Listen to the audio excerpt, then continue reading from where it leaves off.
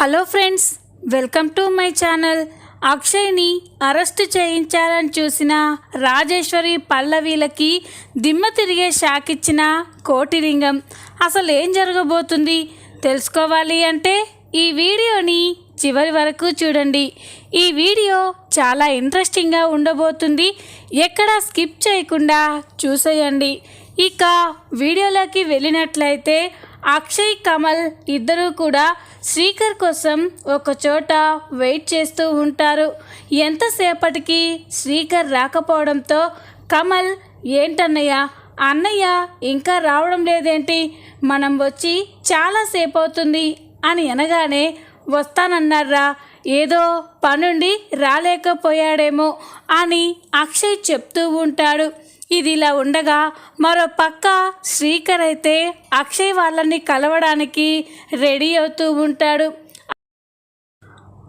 అది చూసిన శ్రేయ శ్రీకర్ దగ్గరికి వెళ్ళి, ఏంటి శ్రీకర్, ఎక్కడికి అంత హడావిడిగా రెడీ అవుతున్నావు అని అడగగానే, అన్నయ్య వాళ్ళు ఒకసారి కలవాలన్నారు శ్రేయ, ఏదో సైట్ విషయంలో ప్రాబ్లం ఉందంట, అందుకే అన్నయ్య, కమల్ నా కోసం వెయిట్ చేస్తూ ఉంటారు, వెళ్ళి 1 గంటలో తిరిగి వచ్చేస్తాను అని చెప్పగానే శ్రేయ ఒక్కసారిగా షాక్ అయిపోతుంది.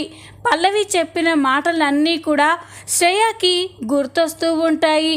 ఇప్పుడు శ్రీకర్ అక్షయ్ని, కమల్ని కలిశారు అంటే ఖచ్చితంగా అక్షయ్ ఆస్తిని అమ్మేసైనా ఆ ఫైనాన్షియర్కి కట్టేసి మళ్ళీ ప్రాజెక్ట్ని రీస్టార్ట్ చేయాలి అనుకుంటారు. అదే జరిగితే మళ్ళీ శ్రీకర్ వాళ్ళన్నయ్య దగ్గరికే వెళ్తారు. శ్రీకర్ నా చెయ్యి దాటిపోతాడు, అలా జరగకూడదు అంటే శ్రీకర్ ఇప్పుడు అక్షయ్ బావ వాళ్ళని కలవడానికి వెళ్ళకూడదు.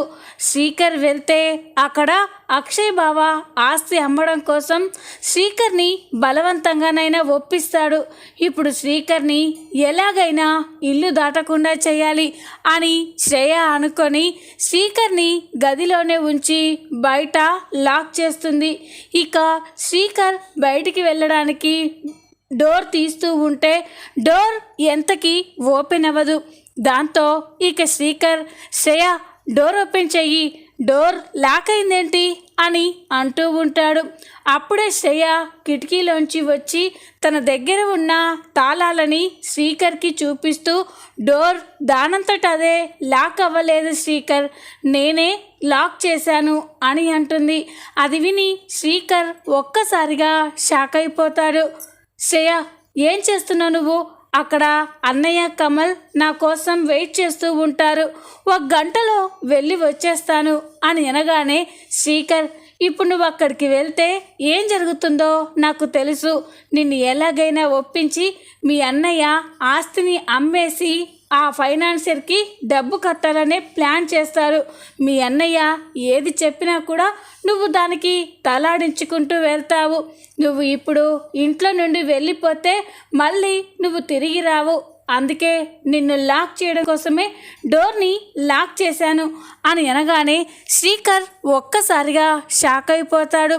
ప్లీజ్ శ్రేయ, అన్నయ్య, కమల్ అక్కడ నా కోసం ఎంతో ఆతృతగా ఎదురు చూస్తూ ఉంటారు, ఒక్కసారి వెళ్ళొస్తాను, డోర్ తీయి శ్రేయ అని బ్రతిమలాడుతూ ఉంటే శ్రీకర్, నాకు ఎవ్వరూ అవసరం లేదు, నాకు నువ్వు, నా కడుపులో ఉన్న మన బిడ్డ, మన ఆస్తి మాత్రమే ముఖ్యం, నాకు ఎవరి ప్రాబ్లంతో అవసరం లేదు, అక్షయ్ బావ ఆయన ప్రాబ్లమ్స్ ఏవో ఆయన పడతారులే, నీకు అనవసరం, నువ్వు గదిలోనే ఉండు అని శ్రేయ చెప్పగానే ఇక శ్రీకర్కి అయితే చాలా కోపం వస్తూ ఉంటుంది. శ్రేయ, ఇప్పుడు నువ్వు లాక్ చేసినంత మాత్రాన నేను వెళ్ళలేను అనుకుంటున్నావా?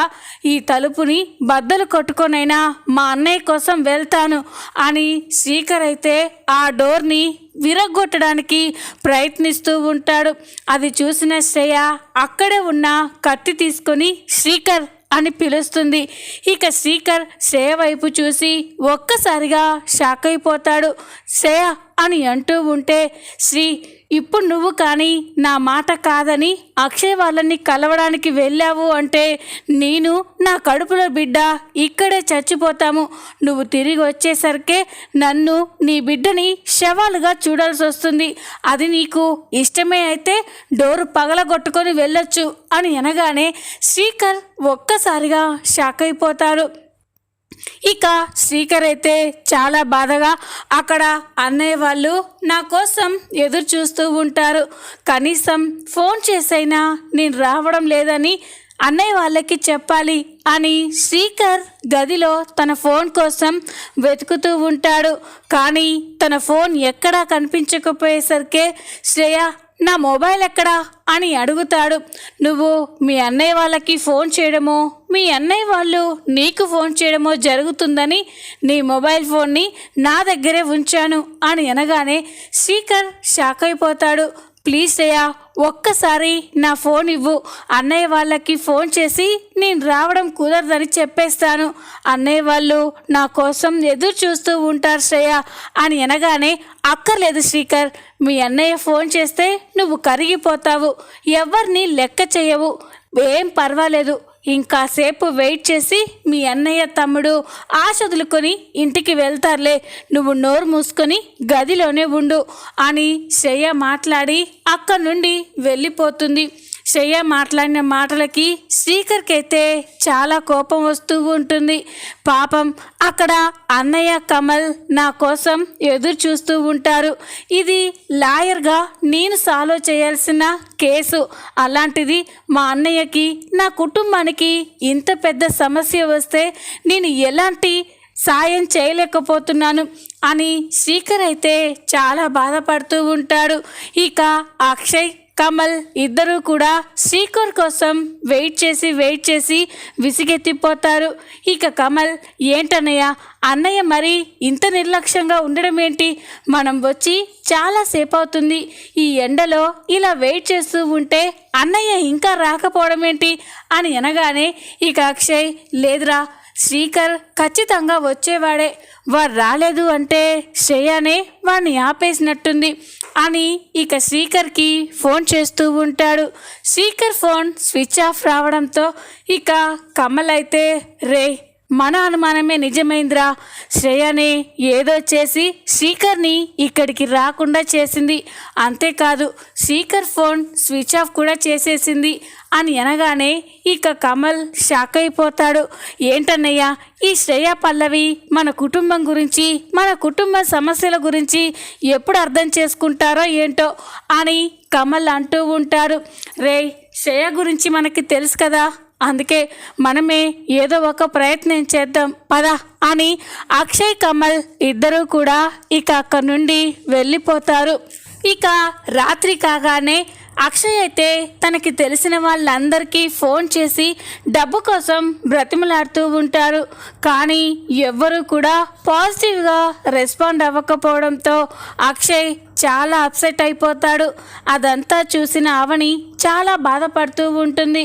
అక్షయ్ చాలా ఫ్రస్ట్రేట్ అవుతూ ఉంటే అవని అక్షయ్ దగ్గరికి వచ్చి ఏంటండి డబ్బు విషయంలో టెన్షన్ పడుతున్నారా అని అనగానే అవునవని ఇంకా 4 రోజులు మాత్రమే టైం ఉంది, ఈ గడువులోగా మనం ఆ ఫైనాన్షియర్కి 50 లక్షలు ఇవ్వకపోతే వాడు చెప్పినట్టు నన్ను మావయ్యని అరెస్ట్ చేయించి మన ప్రాజెక్ట్ని కూడా ఆపేస్తాడు, ఏం చెయ్యాలో అర్థం కావట్లేదు అవని అని అక్షయ్ కంగారు పడుతూ ఉంటే అప్పుడే అవని అక్షయ్కి ధైర్యం చెప్తూ ఉంటుంది. మీరు కంగారు పడకండి, ఇంకా 4 రోజుల సమయం ఉంది, మన సమస్య తీరడానికి ఏదో ఒక మార్గం ఖచ్చితంగా దొరుకుతుంది, మీరు కంగారు పడి మీ ఆరోగ్యం పాడు చేసుకోకండి, ఎలాగైనా నేను కూడా ప్రయత్నించి డబ్బు ఏర్పాటు చేసే పనిలోనే ఉంటాను అని అనగానే అవని అంత డబ్బు అని అనగానే పర్వాలేదండి, నేను కూడా నా ప్రయత్నం నేను చేస్తాను, మన ఇద్దరం కలిసి ఎలాగైనా ఈ సమస్యని పరిష్కరించుకుందాం అని అవని అక్షయ్కి ధైర్యం చెప్పి గదిలో నుండి బయటికి వస్తూ ఉంటుంది. అప్పుడే ఆ పల్లవి అక్కడ ఉండి అవనిని చూసి వెటకారంగా మాట్లాడుతూ ఉంటుంది. ఏంటక్క నువ్వు బావగారు చాలా టెన్షన్లో ఉన్నట్టున్నారు. ఆ ఫైనాన్షియర్కి 4 రోజుల్లో 50 లక్షలు ఎలా ఇవ్వాలా అని ఆలోచిస్తున్నారా అని అంటూ ఉంటే అవని అయితే మౌనంగా చూస్తూ ఉంటుంది. చూడక్క, మీరు ఈ సమస్య నుండి బయటపడడం అసంభవం అని అంటూ ఉంటే పల్లవి, ఇదంతా మీ వల్లే జరిగిందని నాకు తెలుసు. నువ్వు మీ అమ్మే ఈరోజు నా కుటుంబం ఇంతలా బాధపడడానికి, నా భర్త కలలు కన్న ప్రాజెక్ట్ ఆగిపోవడానికి మీరే కారణమని నాకు తెలుసు పల్లవి. కానీ నువ్వు మీ అమ్మ ఇంకెన్నెత్తులేసినా మమ్మల్ని ఏమీ చేయలేరు. ఎలాగైనా మేము ఈ సమస్య నుండి బయటపడతాము అని అనగానే పల్లవి నవ్వుతూ ఉంటుంది. ఎలా బయటపడతారక్క? అంత నమ్మకంగా ఎలా చెప్పగలుగుతున్నావు? ఇంకో 4 రోజుల్లో అక్షరాల 50 లక్షలు కావాలి. మా డాడ్ మీకు హెల్ప్ చేస్తాడు అనుకుంటే మా డాడ్ వల్ల కూడా మీకు ఎలాంటి యూజ్ లేదు. అది మీ ఆయన తన ఫ్రెండ్స్ని అడిగినా కూడా ఎలాంటి యూజ్ లేదు. మరి ఏ ధైర్యంతో ఈ సమస్య నుండి బయటపడతామని చెప్తున్నావు అని అనగానే పల్లవి, ఒకే ఒక్క క్షణం చాలు మనకి అనుకూలంగా జరగడానికి. ఖచ్చితంగా మీ సమస్య నుండి బయటపడతాం, చూస్తూ ఉండు అని అనగానే అలాగే చూద్దాం అని పల్లవి అక్కడి నుండి వెళ్ళిపోతుంది. ఇక పల్లవి వెళ్ళిపోయిన తర్వాత అవని అయితే చాలా బాధపడుతూ ఉంటుంది. అసలు ఈ పల్లవి ఎలా ఆలోచిస్తుందో అర్థం కావట్లేదు. తన అత్తవారింటికి ఇంత పెద్ద సమస్య వస్తే ఆ సమస్యని ఎలా పరిష్కరించాలో ఆలోచించకుండా, ఆ సమస్య పరిష్కారం కాకుండా ఇంకా ఎన్నో కుట్రలు చేస్తుంది అని అవని బాధపడుతూ ఉంటుంది. మరో పక్క రాజేశ్వరి అయితే పల్లవికి ఫోన్ చేస్తుంది.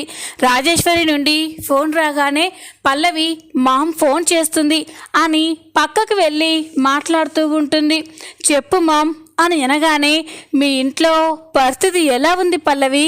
మనం ఇచ్చిన షాక్కి ఆ అవని అక్షయ్ గిలగిలా కొట్టుకుంటున్నారా అని అనగానే అవును మామ్, ఈరోజు నువ్వు వేసిన ప్లాన్తో ఇల్లంతా కూడా బోసిపోయింది. ఆ అవని అక్షయ్ ఈ సమస్య నుండి ఎలా బయటపడాలి అని గింజుకుంటున్నారు అని అంటూ ఉంటే ఈ సమస్య నుండి వాళ్ళు బయట పడలేరు పల్లవి. ఎందుకంటే అన్నీ నేను పక్కాగా ప్లాన్ చేశాను కాబట్టి అని అనగానే ఏంటి మామ్ అని అడుగుతూ ఉంటుంది. ఆ ఫైనాన్షియర్ని రెచ్చగొట్టి ఇంటికొచ్చి అలా మాట్లాడేలా చేసింది నేనే. అంతేకాదు మీ నాన్నకి ఉన్న బిజినెస్ ఫ్రెండ్స్తో ఎలాంటి హెల్ప్ జరగకుండా చూసింది నేను. అక్షయ్ ఫ్రెండ్స్ అందరికీ కూడా అక్షయ్కి ఎలాంటి సహాయం చేయకుండా వాళ్ళతో మాట్లాడింది నేను. ఇప్పుడు అక్షయ్ కానీ మీ నాన్న కానీ ఎలాంటి సాయం చేయలేరు, ఈ సమస్య నుండి ఇక బయటపడలేరు అని అనగానే ఇక పల్లవి అయితే చాలా సంతోషపడుతూ ఉంటుంది. మామ్, నువ్వు ఇంత షార్ప్గా ఎలా ఆలోచిస్తున్నావు? నేను ఎక్కడ మా బావగారి ఫ్రెండ్స్ హెల్ప్ చేస్తారో లేకపోతే డాడ్ ఫ్రెండ్స్ హెల్ప్ చేసి ఆ అవని అక్షయ్లని ఈ ప్రాబ్లం నుండి బయటపడేస్తారోనని చాలా టెన్షన్ పడ్డాను. నువ్వు ముందు జాగ్రత్తగా ఆలోచించి వాళ్ళని బాలే లాక్ చేశావు అని అంటూ ఉంటే మరేమనుకున్నావు పల్లవి? నా భర్తని నా నుండి దూరం చేసి ఆ అవని, మీనాక్షి, అక్షయ్ నన్ను బాధ పెట్టారు. అంతకంతా ప్రతీకారం తీర్చుకోవాలి. ఇంకో 4 రోజుల్లో డబ్బు కట్టకపోతే ఆ ఫైనాన్షియర్ వచ్చి ఆ అక్షయ్ గారిని అరెస్ట్ చేసి జైలుకి తీసుకెళ్తారు. వాళ్ళు కట్టే ఆ ప్రాజెక్టు మొత్తం ఆగిపోతుంది. దాంతో అవని అక్షయ్ని కోలుకోలేని దెబ్బ కొట్టిన వాళ్ళమవుతాం అని అనగానే పల్లవి అయితే చాలా సంతోషపడుతుంది. ఆ రోజులు ఎప్పుడు వస్తాయని వెయిట్ చేస్తున్నాను మామ్ అని అనగానే ఇంకా ఎన్ని రోజులు పల్లవి?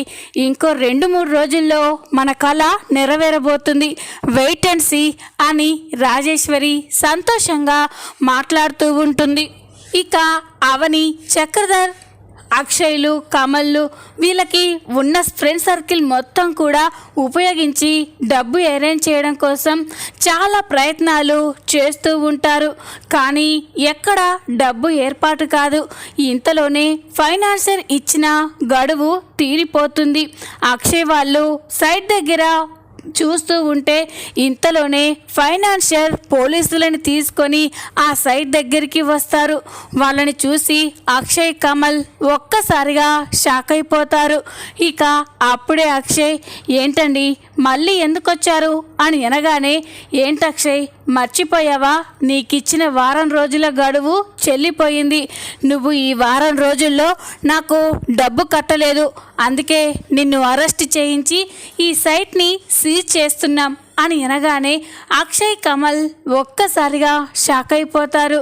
ఇక కమల్, ప్లీజ్ అండి ఇంకో 2 రోజులు టైం ఇవ్వండి, మీ డబ్బు మొత్తం కట్టేస్తాం అని అనగానే, ఏంటయ్యా మీకు ఎలా కనిపిస్తున్నాను, వారం రోజులు టైం ఇచ్చాను, అప్పుడే ఏం చేయలేకపోయారు, ఇంకో 2 రోజుల్లో మాత్రం ఏం చేస్తారు, నాకు ఆ నమ్మకం లేదు, మీరు ఇక ఈ సైట్ నుండి వెళ్ళిపోండి, ఇంకా చూస్తారేంటి ఎస్ఐ గారు, ఈ యాక్షన్ తీసుకోండి అని అనగానే ఇక ఎస్ఐ అయితే అక్షయ్ దగ్గరికి వచ్చి, అక్షయ్ గారు యు ఆర్ అండర్ అరెస్ట్ అని చెప్పి బేడీలు తీస్తూ ఉంటాడు. అక్షయ్ చేతికి బేడీలు వెయ్యబోతూ ఉంటే కమల్ అయితే చాలా బాధపడుతూ ఉంటాడు. ఇంతలోనే అక్కడికి కోటిలింగం ఎంట్రీ ఇస్తాడు. ఒక్క నిమిషం ఎస్ఐ గారు అని అంటాడు. కోటిలింగం అక్కడికి రావడం చూసి అక్షయ్, కమల్లో చాలా సంతోషపడుతూ ఉంటారు.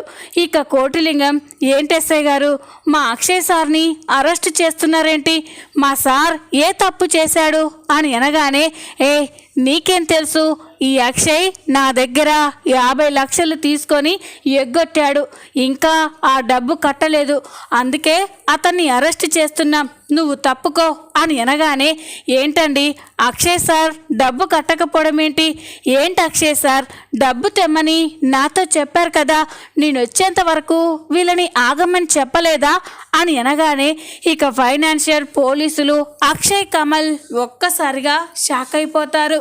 ఇక అప్పుడే ఆ ఫైనాన్షియర్, ఏంటి నాకు ఇవ్వాల్సిన డబ్బు మీరు తీసుకొచ్చారా అని అనగానే, అవునండి అక్షయ్ సార్ ఫోన్ చేసి తన ప్రాబ్లం గురించి చెప్పారు, అందుకే నేను డబ్బు తీసుకొని వస్తున్నాను, ఈలోపే అక్షయ్ సార్ని అరెస్ట్ చేయిస్తున్నారేంటి, అక్షయ్ సార్ అంటే ఏంటో రాజేంద్ర సార్ అంటే ఏంటో మీకు తెలీదా, వాళ్ళు తలుచుకుంటే మీ ఫైనాన్షియల్ కంపెనీ ఎక్కడో ఉంటుంది అని చెప్పి ఇక కోటిలింగం మాట్లాడుతూ ఉంటే అక్షయ్, కమల్లకి ఏమీ అర్థం కాదు.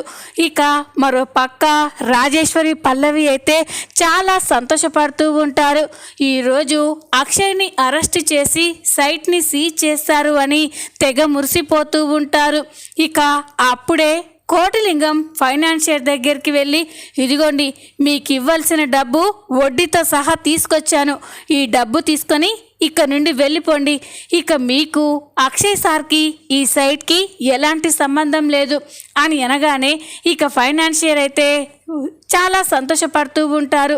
ఏదైతేనే నా డబ్బు నాకు వస్తే నేను ఎవరిని ఎందుకు ఇబ్బంది పెడతాను అని అక్కడి నుంచి వెళ్తూ ఉంటే అప్పుడే కోటిలింగం, ఒక్క నిమిషం ఆగండి ఫైనాన్షియర్ గారు అని అంటాడు.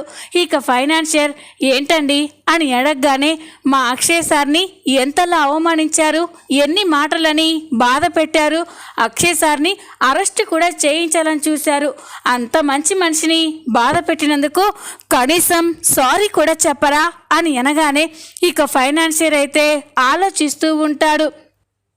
ఇక అక్షయ్ దగ్గరికి వెళ్ళి అక్షయ్ చేతులు పట్టుకొని, అక్షయ్ నన్ను క్షమించు అక్షయ్, నేను ఒక బిజినెస్ మ్యాన్గా ఆలోచించాను, అంతేకాని నిన్ను వ్యక్తిగతంగా బాధ పెట్టాలని చూడలేదు అని అనగానే ఇక అక్షయ్ కూడా పర్వాలేదండి అని అంటారు. ఇక ఫైనాన్షియర్ పోలీసులను తీసుకొని అక్కడి నుండి వెళ్ళిపోతారు. మరో పక్క ఇక పల్లవి అయితే ఇంట్లో చాలా సంతోషపడుతూ అవని దగ్గరికి వస్తుంది. ఏంటక్క ప్రశాంతంగా పని చేసుకుంటున్నావా, నీకొక షాకింగ్ విషయం చెప్పనా అని అనగానే, ఏంటి నువ్వు ఎప్పుడు షాకింగ్ విషయాలే చెప్తావు కదా, ఏంటో చెప్పు అని అనగానే, ఏంటక్క మర్చిపోయావా, ఈ రోజుతో ఫైనాన్షియర్ ఇచ్చిన గడువు చెల్లిపోయింది, ఈ పాటికే ఫైనాన్షియర్ పోలీసులని సైట్ దగ్గరికి తీసుకెళ్ళి బావగారిని అరెస్ట్ చేయించి సైట్ని సీజ్ చేసి ఉంటారు అని అనగానే అవని ఒక్కసారిగా షాక్ అయిపోతుంది. పల్లవి, ఏం మాట్లాడుతున్నావు అని అనగానే, అవునక్క ఫైనాన్షియరే మా మామ్కి ఫోన్ చేసి విషయం చెప్పాడంట అని అనగానే అవని షాక్ అయిపోతుంది. ఇప్పుడు నేను వెంటనే అక్కడికి వెళ్ళాలి అని అవని వెళ్తూ ఉంటే ఇంతలోనే కోటి, కమల్, అక్షయ్లు ఇంట్లోకి వస్తూ ఉంటారు. వాళ్ళని చూసి అవని చాలా సంతోషపడుతూ ఉంటుంది. పల్లవి అయితే షాక్ అయిపోయి చూస్తూ ఉంటుంది.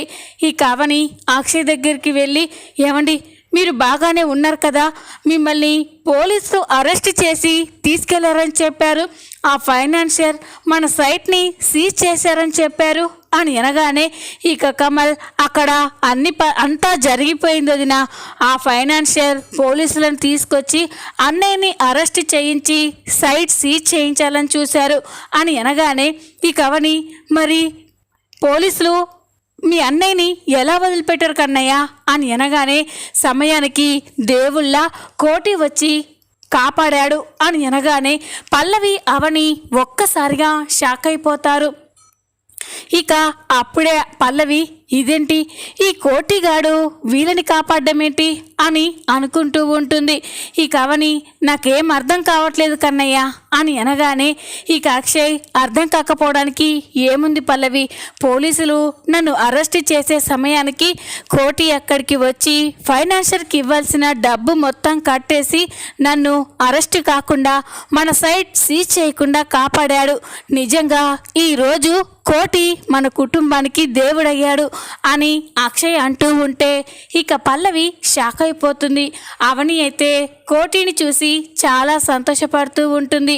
కోటి నిజంగా నువ్వు మా ఇంటికి దేవుడివి, ఈరోజు నా భర్తని పోలీసులు అరెస్ట్ చేయకుండా కాపాడావు అని ఇక అవని అంటూ ఉంటుంది.